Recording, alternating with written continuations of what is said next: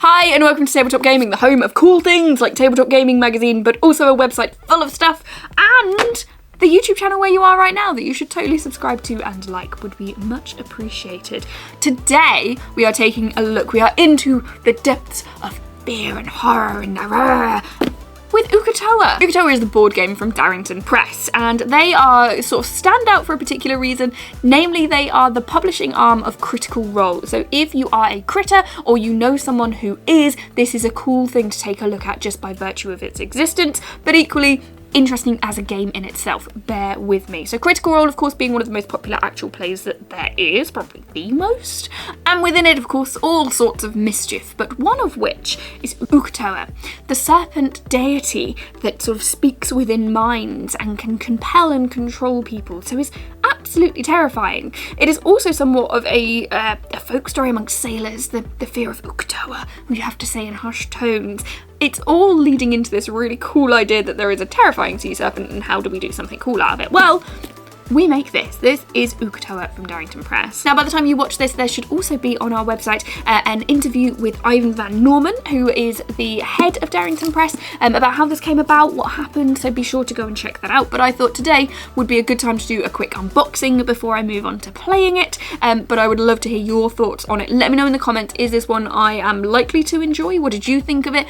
Do I need to be a critter to play is my other question, but let's take a look inside here. So just to show you what we're working with here, there is some very cool artwork going on here, very well themed, and within that we've got sort of a splurb about what's happening, and just the knowledge that it's for 3 to 5 players, takes about 30 minutes to play, and it's for ages 12 plus. And there's that Darrington Press that I mentioned, and Critical Role. Now, if you haven't already commented to let me know whether I can play it as a non-critter, I might be able to fill you in, because apparently you don't need to. And interestingly, on the back and in the description, it says this is great for fans of tactical card play, as opposed to those specifically fans of Critical Role. And that makes sense, because this intrigues me enough to make me want to go and watch that specific episode, which I appreciate in out of context might not work as well, but there's a lot to watch, bear with me. Now, this is our rulebook. I love a short rulebook, and that's basically all there is to it. If I just show you the front page as well, which is usually introductory. Yes, it is. Summary, setup, components, object of the game. Oh, we do fold out, but that's not the end of the world. And then we've got some factions there as well. Really nicely on the back of here, there is a great Leviathan, a sailor's sea shanty, which is there. This feels very much like last year TikTok sea shanties everywhere. Uk'otoa. How was there not the Uk'otoa? Why was this not a TikTok sound? Honestly, it baffles. Okay, so we have in here some stickers, very, very nice, and different components. I believe this makes up the board. Now, both these and this are smaller than I expected, so this feels almost travel size. I don't think that's necessarily the intention, but it has made the cost low on it, which I quite like. I like the easy entry. So we've then got different coloured tokens. I'm not too sure what they're made of. That's bizarre. They feel sort of plastic, but they also don't. I don't know how to explain it. We've got those in different colours, so 5 different colours, presumably 5 different factions. Yes, I imagine these will bear these at some point as the setup inspires me to do so. Okay, do I do this? Do I save this till last, or do I tell you now? No, we'll do it now. We'll do it now, because this is the big exciting part of it, which is Uk'otoa himself. Look at that. He is a very cool miniature. He is clearly our bad guy in this scenario, but nice that he is the main focus, and he looks absolutely terrifying. Marvellous. He's got eyes everywhere. Okay. I mean that literally, by the way. Now, the only thing I will say is my immediate response is the contrast between that and then the meeples is I mean, make your own mind and let me know if I'm being snobby about it in the comments. But these are the meeples that you will be using. So plastic, interesting shaped. I like that they're not just necessarily standard meeples. They are themed, they're all sort of horrified about something. And we've got different colours as well, sorry, I should show you those. But this comes across as like highly sculpted, absolutely beautiful, incredible. This comes across as cheap, but it is an inexpensive game. So these are the sacrifices that you have to make, and honestly, ones I could get over. Can you see that little detail on there? He's horrified. What is happening? He's also got very long legs, which I'm somewhat envious of.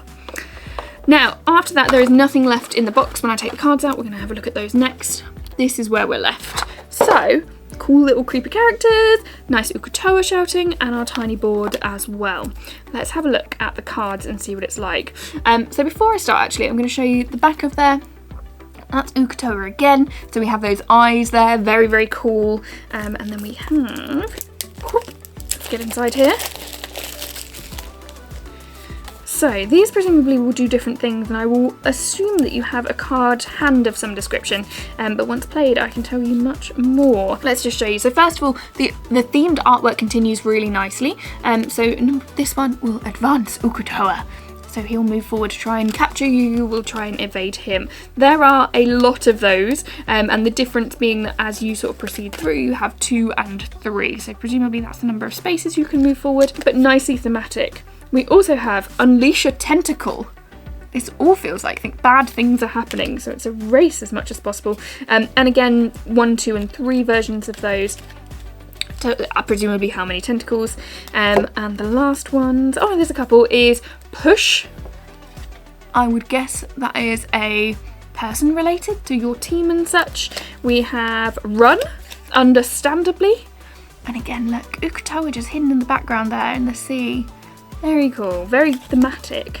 And then finally down here we have Take Them Instead. Oh, fascinating. So this is a nice sort of potentially deception-led. I know that I read through here, it was like you'll be making uneasy alliances, you'll be trying to do things, but ultimately at the end of the day you're probably going to have to fend for yourself.